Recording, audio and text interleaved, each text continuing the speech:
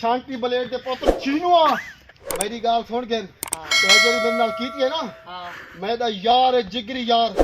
मैं हूं को आशा तेरे हां चलो वांजा की जेरा तू कुछ कर बदमाश बने हो ना मैं इतो दा सरदार हां देख गिनी हां तू जेरा कुछ करे ना वांज कर एक गिनी मेंटल यार किते है तू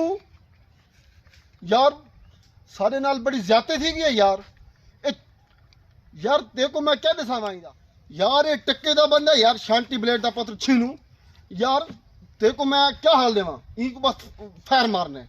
अपनी तोप से या गोला मार दे को बम मार दे को बस इंदा काकी नहीं रखना मेरे नाल जेड़ा कुछ की दसी माते को अच्छा उना ना क्या दसे वैसे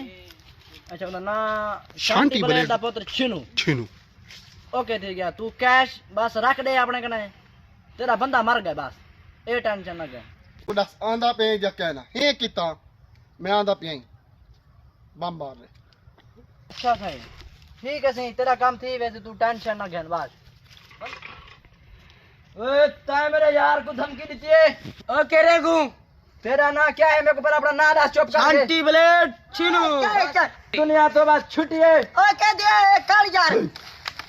no, no, no, no.